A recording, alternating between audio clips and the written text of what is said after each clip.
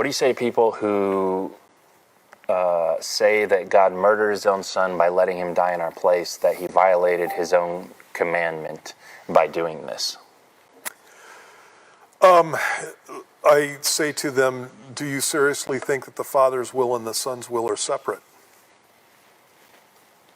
You know, are you thinking that they're, that Jesus is sitting there in a situation where he's not willing to be in on what the Father is doing?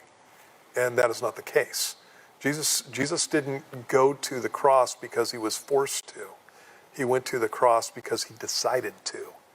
And so he did go to the Father in the Garden of Gethsemane and said, Father, if there's any other way, let's do it that way. And I'm paraphrasing. But he said, nevertheless, not my will be done, but yours. Mm-hmm. And so Jesus went to the cross willingly. A murder is when somebody dies unwillingly. And so the idea that the Father murdered the Son is not even, it's just not even the definition of murder. What the Father did was he sacrificed his Son. And when you look at the definition of a sacrifice, it's giving up something that's precious to you.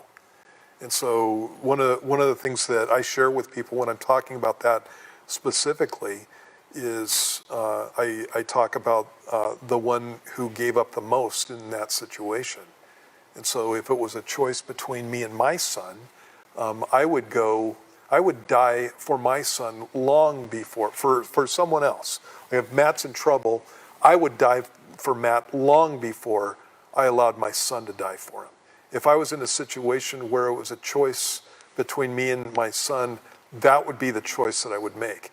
If for some reason I couldn't make that choice, then the giving up of my son in that situation, even if he's doing it willingly, is the most radical sacrifice that I could ever make. I would never want to make it. And if I did make it, it would be the most radical sacrifice I could ever make. And then if you came up and called me a murderer in doing that, I would be really angry. Mm-hmm. Really angry. And that's what I tell people like that. So they don't know what they're saying. Right. That's what it comes down. They don't know what they're saying. Yeah. I see people use the Abraham Genesis 22 account where he's sacrificing his stuff too. Actually, I just watched an interview with Ben Shapiro and Dr. Drew, and he's using psychology and stuff, but he brings up Genesis chapter 22 with Abraham.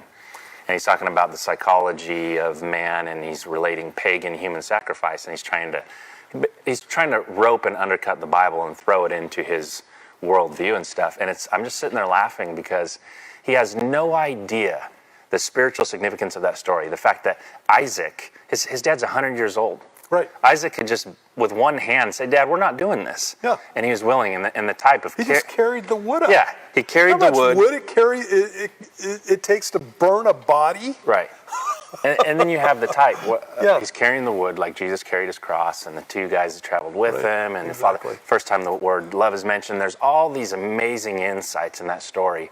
And here's some psychologists bashing it as if it's a knock on God. It's just crazy. They have no idea what the real significance is. But. Right, yeah.